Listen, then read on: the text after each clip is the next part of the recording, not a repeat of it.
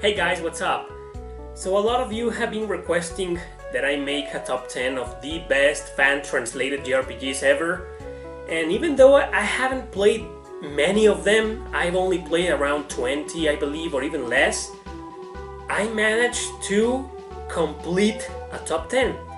I'm not calling this video top 10 best fan-translated RPGs because I have yet to play a lot of more of them.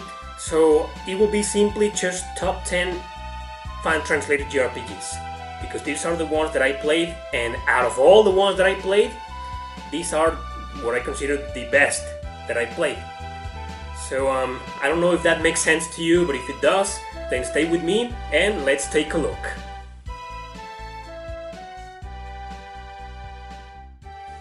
Number 10. Somabringer. Somabringer is an action RPG developed by Monolith Soft, with music by Yasunori Mitsuda. It was a commercial success in Japan, so most people always wonder why the hell wasn't this localized to the rest of the world. Obviously, Nintendo has not yet given an explanation as to why, something that heavily disappointed many fans who, throughout the years, have been playing the game thanks to the translation it has. It's one of those in which you choose the type of job your character will have, choosing also between the 8 main characters. So as you can see, it's a 3D action game with battles in real time and monsters laying all over the place. It's very good, the story is great, and the variety of gameplay in terms of characters is a plus to its strong replay value. So check this one out if you can, it's really good. Number 9. Ring Saga. This game might look to you very much like a Fire Emblem clone, but that's not exactly true. The reason being that the man who created this strategy RPG is none other than Shozo Kaga, the original creator of the Fire Emblem series. You see, after the 5th entry, Thracia 776, for the Super Famicom, Kaga left Intelligent Systems and created Tirnanog, a new studio to develop this game. This happened in the year 2001, a year after Kaga had left. Of course, Nintendo sued the heck out of him for obvious reasons, including the fact that the original name was going to be Emblem Saga. So the studio dropped the useless fighting against Nintendo, went to a publishing company called Enterbrain, and the game was released for the competition, the PlayStation. Now, all I have to say about this strategy RPG is that it's as great as many other Fire Emblem titles, perhaps even better than some of them, but some missions can be pretty brutal, so expect a really hard challenge, because this, in my opinion, is one of the hardest JRPGs ever made. Number 8. Grand Knight's History. Due to lack of resources, this game was never released outside Japan. Ironically, it was yet another critical success in there, so yeah, shit happens. Wanna know who made it? Vanillaware. This is the 5th game they developed, not counting Princess Crown for the Sega Saturn, since they weren't called Vanillaware yet, and the second game of theirs not released outside Japan is this.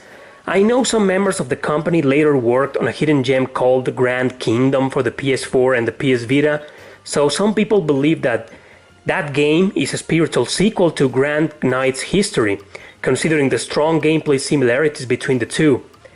Now, this turn-based RPG is a quest-driven game, with generic characters that you select from different jobs to form a party. There is a good, solid story behind it, and obviously a very interesting art, music, and mechanics.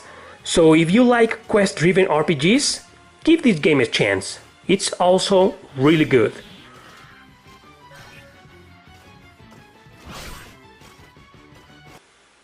Number 7. Tales of Innocence. This is number 9 in the main Tales of series, and the second one to be released for the Nintendo DS. It remains nowadays mostly for Tales of fans as one of the most controversial JRPGs ever, simply because it was never released outside Japan, even in 2012 when it was remade for the PS Vita. Since it's part of the main line of the series, fans were obviously very pissed off this title didn't make it. Considering it was very well received there, people demanded an explanation from Nintendo, which they obviously never received. Sure, there are some aspects of it that might be complex for average players, but nothing that can be that hard to understand. It's a difficult game, yes, but not as much as many others that have been successfully localized outside Japan. The game's great, and it has all the Tales of feeling in there, so try it out if you can.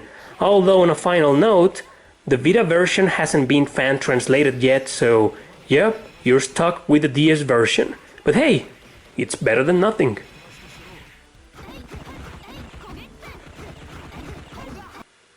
Number 6. Namco vs Capcom. Many people are familiar with the famous crossovers Project Cross Zone for the 3DS, but a lot of them don't know that this was where all began. Two major video game companies joined together to create this excellent strategy RPG for the PS2 that never came out of Japan. It has characters from Saga, Street Fighter, Ghosts and Goblins, and as you saw, even Tales of Destiny. To date, fans are still expecting an official translator or a re-release for a new console, considering the success the Project Cross Zone games have. We will probably have instead a third installment in the series before this great crossover sees the light outside of the world, but in the meantime, at least we can play it on an emulator with a good English translation made by fans. So if you're a fan of the Project Cross Zone games, obviously you definitely can't miss this one out. Number 5. Seiken Densetsu 3, also known as Secret of Mana 2. It's probably the most popular fan-translated RPG ever, since it is considered by many as one of the best video games for the Super Nintendo. Some fans even say it's far superior to the original Secret of Mana for the same console. To be honest with you, and to your surprise, I haven't played much of the first Secret of Mana, so I need to get back to it as soon as possible. And even though I can't say which one is better, I do have to give credit to fans saying this game is excellent. It may very well be one of the absolute best action RPGs for that console and one of the best fan-translated efforts out there. You can choose between 6 characters as your main protagonist and then other 2 who will be your companions. Every single one of them has their own story and plotline, giving the game a very strong replay value. So overall, it's a great game, and I'm so glad it got fan translated many years ago.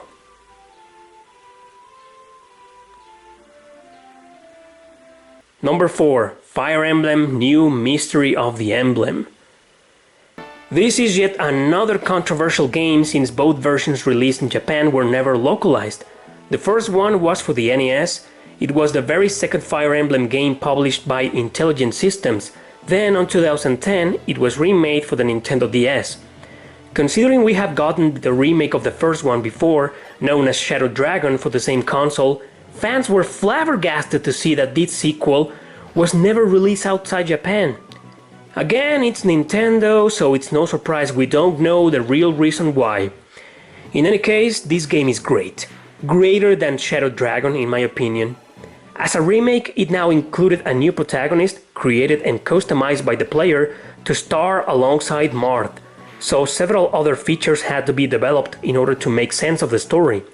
There's also the remake of 4 additional episodes originally released as BS Emblem for the Satellaview back in 1997. So overall, this game is superior to its predecessor, and a great fan-translated RPG that no Fire Emblem fan should miss. Number 3. Fire Emblem Genealogy of the Holy War. We all know that the first Fire Emblem games, especially the Super Famicom ones, were probably never released outside Japan because they were too freaking hard. Genealogy of the Holy War is obviously no exception. It's amongst the hardest of the series, known mainly for its really long maps, its story divided into 2 generations, and its mesmerizing music. It is considered by many fans of the franchise as the best Fire Emblem ever made, although that topic will always be entirely subjective. In any case, I agree on one fact. It is extremely good. It is the 4th game in the series and the 2nd one for the Super Famicom. There's a lot of background on its story and development, so you might want to check it out on the internet for more in-depth information. But the thing is that it's an excellent strategy RPG, very hard, but definitely nowhere near as hard, and I'm serious, as its sequel, which is Fire Emblem Thracia 776. This game takes the second place because it's a game that I'm very fond of. If you've been following my videos, and most likely a very recent one that I made last week, then you already know that I consider this as the hardest RPG I have ever played in my life. I explained in that video why this game is so brutal, so you might want to watch it in case you're interested. So you see, I have a love-hate relationship with this title because it made me rage quit so many times that I ended up coming back to it over and over again until I beat it, just out of madness. But don't take me wrong, it's a great game, in my opinion one of the best Fire Emblem titles out there, mainly because of the variety of mission objectives it has and the overall maps, which are absolutely genius. Why was this game never released outside Japan? I strongly believe that it's because of the masterful brutality it represents, with most fault being towards its horrendous RNG system. But anyways, I freaking love this game. Number 1, Valkyria Chronicles 3. This one had to be a number 1 not for being extremely good or having a terrific story including a great cast of interesting and likable characters, but also for being my favorite of the 3. I love the first one for the PS3 with a passion, but I'm sorry to say that this title, which goes parallel to the first one, taking place at the same time during its events, is slightly superior in my opinion. It was co-developed by Mediavision, the people who created the Wild Arms series. You play as a special group of Black Ops that were behind the scenes of many victories Squad 7 from the first game achieved. The gameplay resembles that of the first 2 games, especially the second one, but feeling mostly like an improvement of it. Another thing to say that stands out is that most gamers first learned about this game thanks to Project Cross Zone, since the 3 main characters appear there and are playable. So imagine the surprise of many fans of this franchise when they saw that there was yet another Valkyria Chronicles in the series, but sadly never released outside Japan. To date, it is the only one that hasn't been localized, but if 4 that will be released on September this year is successful, we can only hope to see an official English release someday of this masterpiece.